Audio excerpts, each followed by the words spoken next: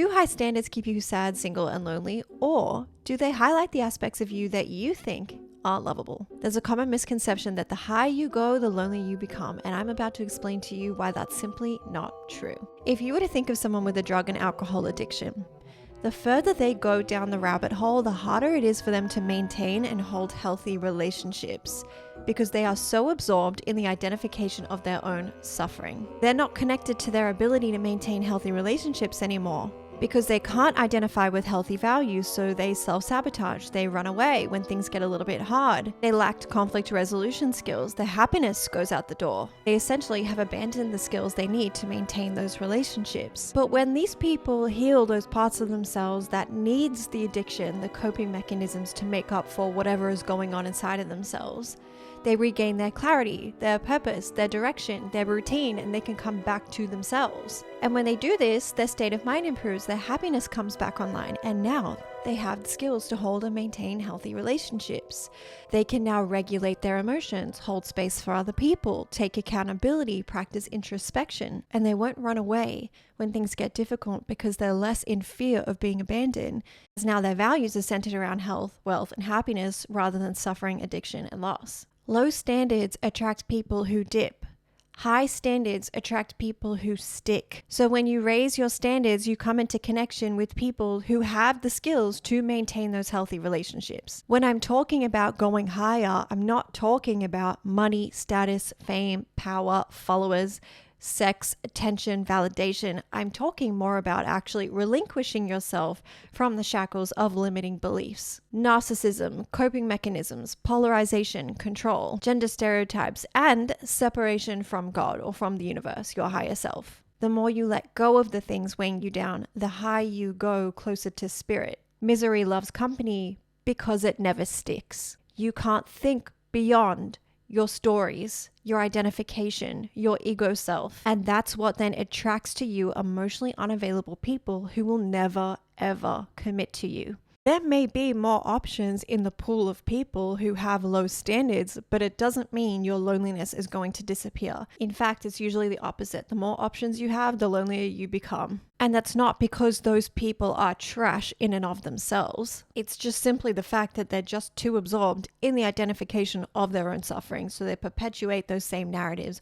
over and over and prove to themselves again why they are unlovable. It's the people who are afraid of being alone, who are the most insecure, that are always the loneliest. And this is why I urge you to not shrink yourself into what you were taught makes you lovable. Being submissive, being a people pleaser, abandoning yourself, hiding your opinion, shaming yourself into burnout, and centering men's validation. And that goes for men as well. If you find yourself saying that you have high standards and are lonelier than ever before, chances are you don't think that version of you that you're stepping into is lovable. And that's what we're about to change.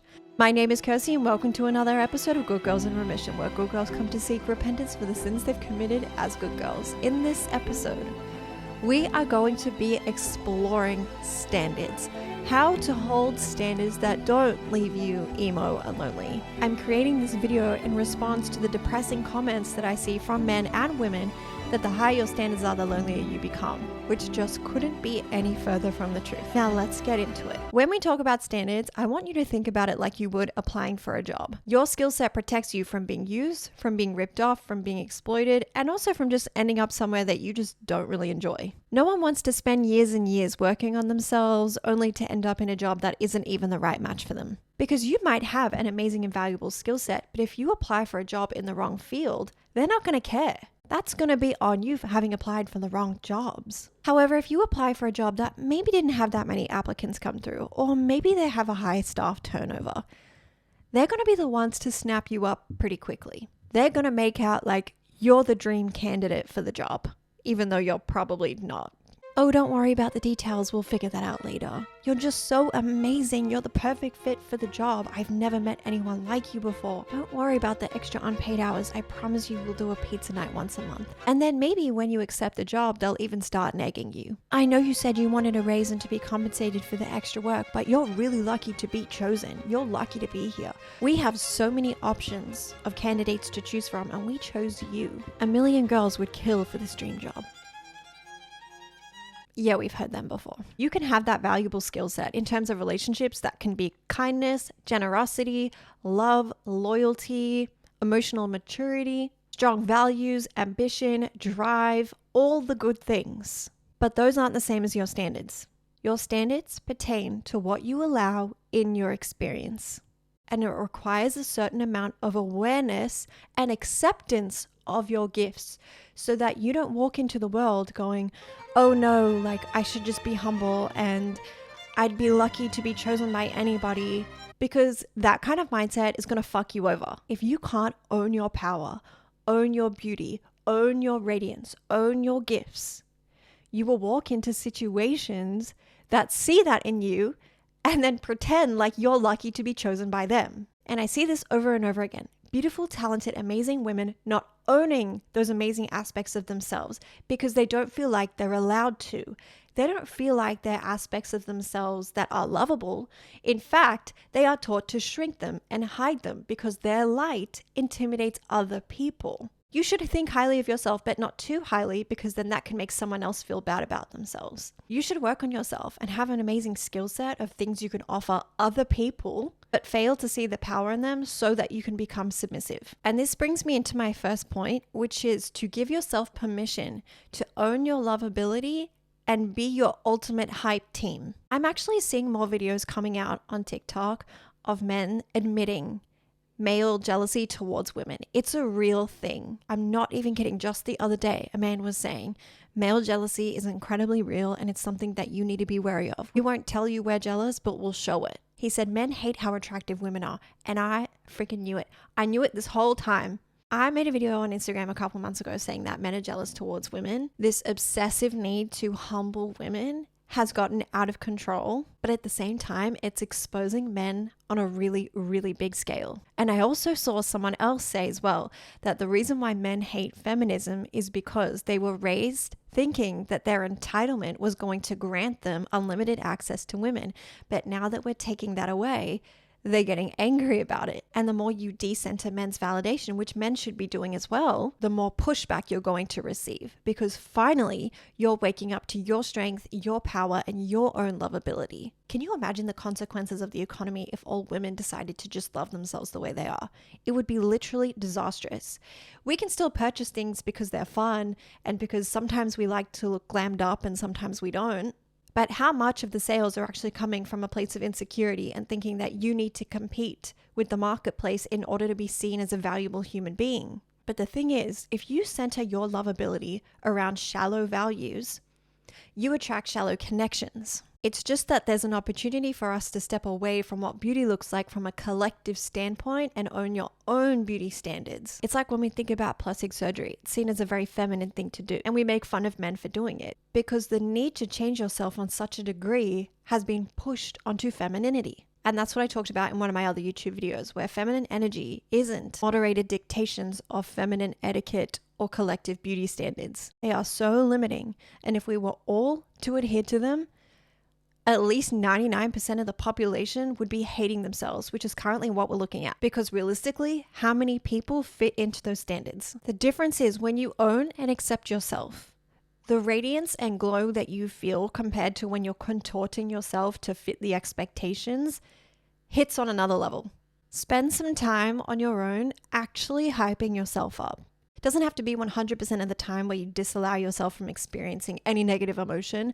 It's more like give yourself permission to actually say, I have these amazing skills and qualities about me, and I'm going to own it. And I'm going to show up in the world a little bit more confident than I did yesterday. Now, if you date men or women for the purpose of using them as a placeholder until someone or something better comes along, aside from the fact that that's just not a very nice way of going about things, what you're actually doing is reducing your thermostat. You are grooming yourself to accept poor treatment, even if it's not that bad. You're still grooming yourself to accepting something that isn't meant for you.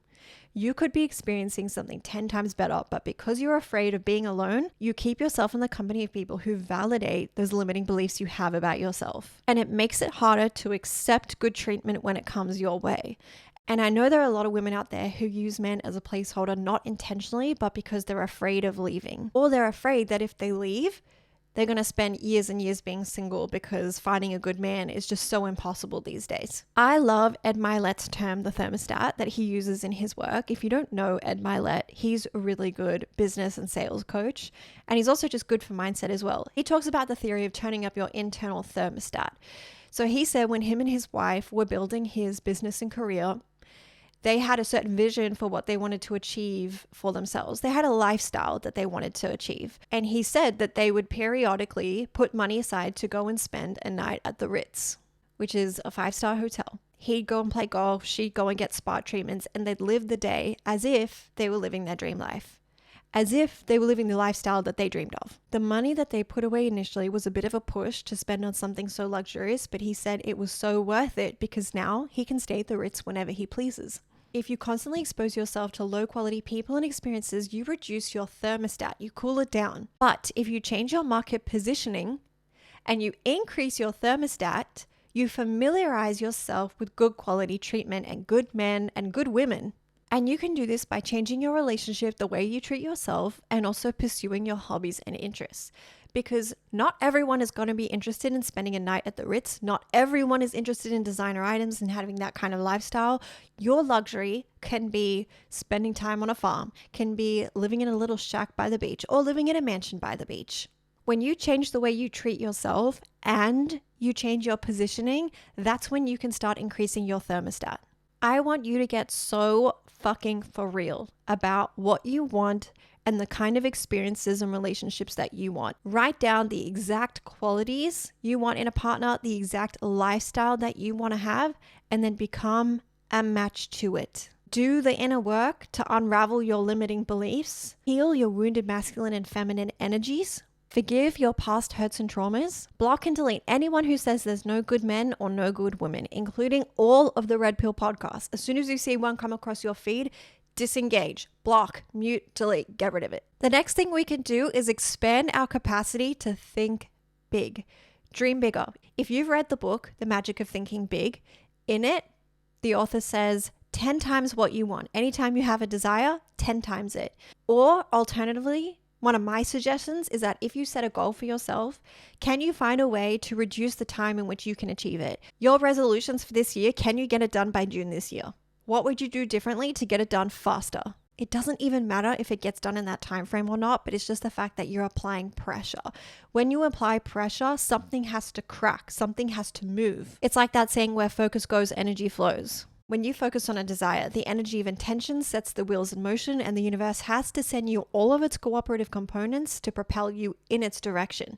And if you feel yourself bumping up against resistance, like this just isn't for me, stuff like this doesn't happen to people like me, I've had such a shit life, why would it be any different from now? Good. That resistance is good because it's hitting on a limiting belief there. And that's your opportunity right there to apply the systems that integrate the fear, regulate your nervous system, and put you in a creative state. When you're in a creative and relaxed state, that's when you get the ideas. That's when you receive help. What I find is often when you set a goal for yourself, it's not so much that you need to work harder and exert more effort. It usually just takes a shift in focus or a shift in your approach. You can have the best product in the world, but if you don't market it correctly, you can knock on everyone's door and every single one of them will say no, even if that product will help them, which to me is literal proof that more energy doesn't always equal more success. If you can change your messaging, the way you package yourself, the way you present yourself, which actually usually involves more authenticity rather than fakeness, fake packaging, that's when you draw in people who are in alignment with you and it becomes easy, effortless, instantaneous. For me, it's always the girls whose names I almost never see who sign up to my programs. I can post the thing on my Instagram story that I've got my sale going on or whatever, and then I get the sign-ups and I've never seen their names before. I'm just more pointing out the effortlessness of it. You could also have a goal to lose a certain amount of weight by the end of the year. Speeding that up doesn't always look like doing 3 workouts a day and starving yourself. In fact, it's going to have the opposite effect. It would just take a simple change in approach, usually pertaining to diet, exercise, and mindset. given as well that it's a healthy goal, not an unrealistic goal. Oh, also, I was going to say, if you want to know more about changing your energetic signature to attract new experiences while touching on the principles of feminine energy to change the energetic signature, I'm going to host a masterclass in a couple of weeks. Tickets are super cheap, only $10. If you want to put your name on the waitlist, see the form in the description. I'm going to give you the actual core framework to changing your belief system so that you can change what you attract. The last thing I want to leave you with is this. Create values that are soul aligning with what resonates with you. If you create your standards that are in alignment with trauma, limiting beliefs, things that you should be doing, you attract you disingenuous connections. You'll be the girl making Instagram reels saying, we have our ups and downs and our highs and lows, and yeah, he pushes me to the brink of despair sometimes, but deep, really deep down, I know that somewhere even deeper in there, I do love him, and he adds value to my life in some way, and I owe you my life for picking me. But if you set your values around owning your power and getting clear about the lifestyle that you want to live in alignment with the way you want to feel, you'll create those soul-aligned connections. Don't fall prey to the trap of humbling yourself or guilting yourself into accepting a lifestyle that you don't want to live. Because as much as women hate to admit, men have an exceedingly strong influence on our lives because men typically initiate and women will reciprocate. They'll reflect back what's being offered to them. You can earn more money than a man, have more drive, have more power, step into your confidence. But if your standards are centered around being humble and loving the broke man because somebody should, you are inevitably going to be dragged down to his level. And I think it's so funny whenever I see those gold digging memes. Women, when they see a man who is tall, rich, and handsome, and it's like googly eyes, and then it was the same thing but flipped with men falling in love with a minimum wage barista. That's not because women only value those things. It's because they know that if they date a broke man, they're going to get dragged down to their level. And if you are a woman who is driven and ambitious, you cannot risk dating one of these men. You cannot set your standards there. You have to set them higher. People who say it's a double standard for it to be okay for women to look for men to want to provide for them, whereas a man can't expect the same, is because men are typically a liability. And I don't mean that in a negative man-hating sense. It's more that men have a very strong influence in our lives and they have the power to bring us down or help us rise. We can also have a strong influence on their lives as well, absolutely. But as the gatekeeper of future generations, women absolutely do get a say in what kind of men they want to allow into their life. And the more you actually own that power and step into it, you don't have to vocalize it, by the way. You don't have to say it out loud. You just move with it. You just embody it. You show up with that energy. I know what I want and I don't settle for anything less. That doesn't mean you're going to make fun of a man who can't meet your expectations. It doesn't mean you think you're better than anyone else. It just means you're focused. I know what I want and I'm moving in that direction. If you're not a match, thank you, next. And already have the confidence to go for what they want. If you're not their dream woman, they will unapologetically cast you off, without a doubt. And I need you to do the same. Don't get too emotionally involved and intimate with men you haven't properly vetted yet, and start setting your standards around soul-aligned value. I only date provider men irregardless of whether I have money or not, because in the case if I had no money, I'm still adding value to his life while also putting myself in the presence of someone who is driven and ambitious. And in the case where I do have money, I'm again only going to date a provider man, because that way I know my lifestyle is going to be maintained and enhanced rather than drawn down, rather than reduced. I'm not going to end up in a situation where I could potentially have children with this man and then have to financially provide for him as well, or have to maintain the shallow values in which we bonded through, which could be sex, status, money, beauty, etc. And those more soul-aligned values tend to look like emotional regulation, accountability, having a naturally happier disposition rather than someone who is always depressed, practicing victim mindset, always blaming other people, situations, circumstances, never taking accountability, using you for your resources, which could be your happiness, your beauty, your money, your social status. If you could take one thing away from today's video, I just want to make sure that you are giving yourself permission to step into your power. In situations where you're complaining about no good men or no good women, chances are you're not a match to it yet. Keep doing the inner work to unpeel the limiting beliefs, the conditioning, the programming, and the lighter you will become. The people who have the skills to maintain healthy relationships exist, and they're waiting for you. I am obsessed with doing these videos, so thank you so much for being here. Truly, it means so much to me. Thank you, and I'll see you next week. Bye.